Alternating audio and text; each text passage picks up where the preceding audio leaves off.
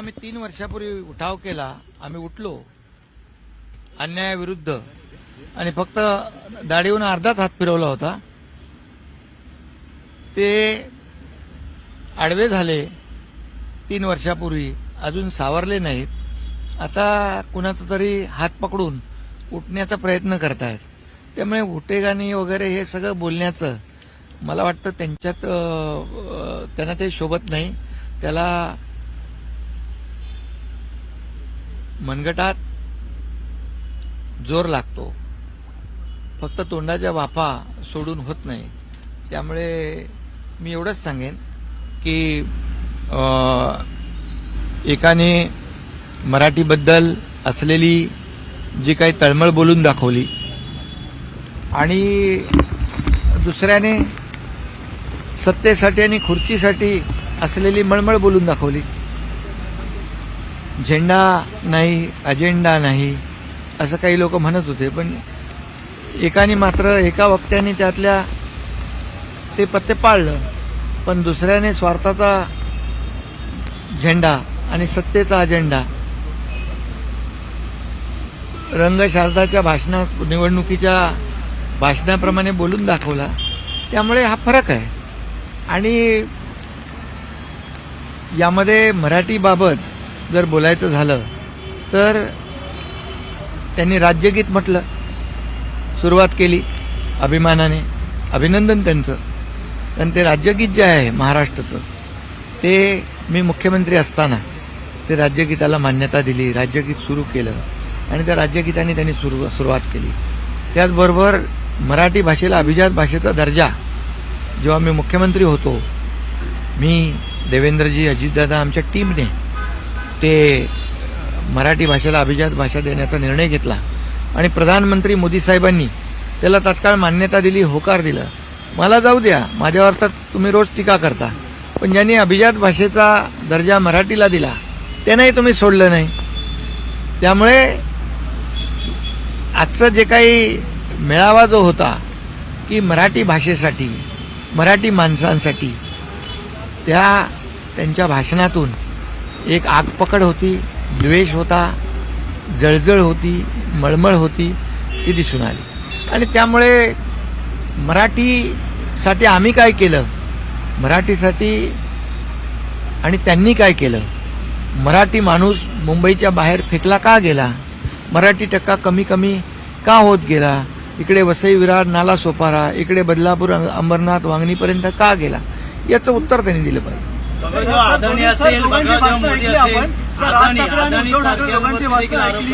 राज ठाकरे आणि उद्धव ठाकरे दोघांची भाषणं ऐकली, काय फरक वाटतं किंवा काय मेन? मी मग आताच सांगितलं एकाच्या भाषणामधून की मराठी माणसासाठी खऱ्या अर्थाने जी तळमळ होती ती दिसली आणि दुसऱ्याच्या भाषणामध्ये सत्ता आणि खुर्चीसाठी जी मळमळ होती ती दिसली.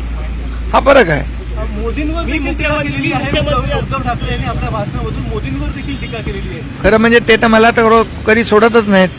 माझ्यावर नेहमी सातत्याने टीका आगपकड चालू असते.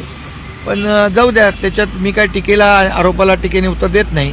कामातून उत्तर दिलं म्हणून जनतेने मला या ठिकाणी मुख्यमंत्री झालो आणि 2.5 वर्षात विधानसभेच्या निवडणुकीमध्ये लँडस्लाईड मॅन्डेट पण दिलं. पण ज्या मराठीला अभिजात भाषेचा दर्जा आम्ही दिला आणि मोदी साहेबांनी त्याला तात्काळ होकार दिला, मान्यता दिली, त्या मोदी साहेबांना देखील त्यांनी काल आज सोडलं नाही. हे दुर्दैव आहे.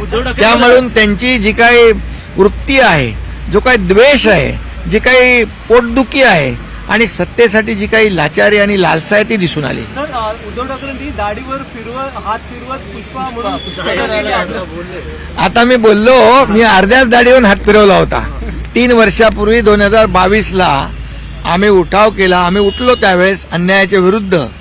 तेव्हा ते आडवे झाले, तेव्हापासून अजून सावरलेच नाहीत, आडवेच आहेत. आता कुणाचा तरी हात धरून उठण्याचा केविलवाना प्रयत्न करतायत. दोन्ही बंधू हे तुम्हाला काय आजच्या या भाषणामधून पत्रकारांनी देखील टिपला असेल.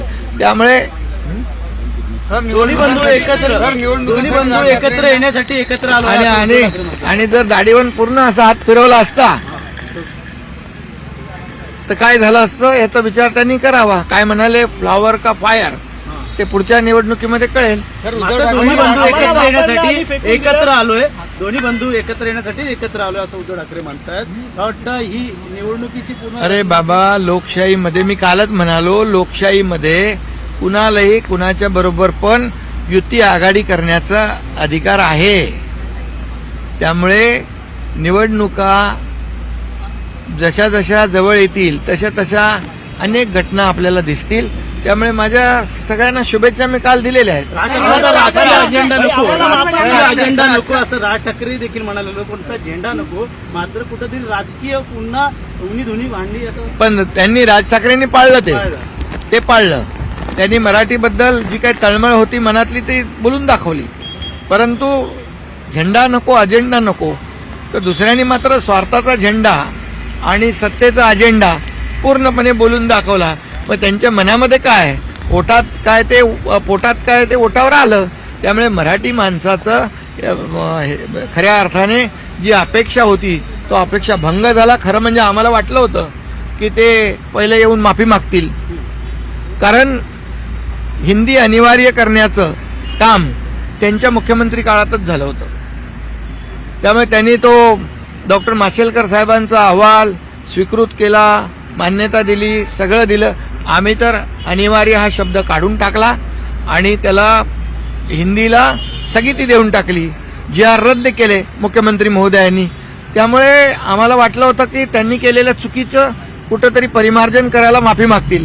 पण यांच्याकडून काय अपेक्षा आहे, तर पूर्णपणे राजकीय त्यांनी ते व्यासपीठ का आखाडा बनवला होता. बाळासाहेबांचे खरे विचार कोणाच्या अंगी आहेत. त्यांचं म्हणणं आहे की ठाकरे हे आता ब्रँड आहेत, मात्र येणाऱ्या काळात ठाकरे ब्रँड आहे का, ठाकरे हा विचार आहे का? अरे बाबा, बाळासाहेबांचे विचार 2019लाच सोडले ना, म्हणून तर त्यांना जनतेने धोपटलं ना. विधानसभेत त्यांची जागा दाखवली ना, म्हणून तर आम्हाला 60 आमदार निवडून दिले ना. त्यांनी 100 लढवून 20च आले ना. लोकांनी महाराष्ट्रातल्या जनतेने बाळासाहेबांचे विचार सोडल्यानंतर खुर्चीसाठी 2019ला जो लोकांच्या बरोबर महाराष्ट्रातल्या जनतेच्या बरोबर विश्वासघात केला, हिंदुत्वाशी विश्वासघात केला, बाळासाहेबांच्या विचारांशी विश्वासघात केला, त्याचं त्यांना जनतेने त्यांची शिक्कामोर्तब केलं ना, त्यांना त्यांची जागा दाखवून. सर, बाळासाहेबांनी एकत्र आणलं नाही, पण फडणवीसांनी एकत्र आणलं तसं त्यांनी विधान केलेलं आहे.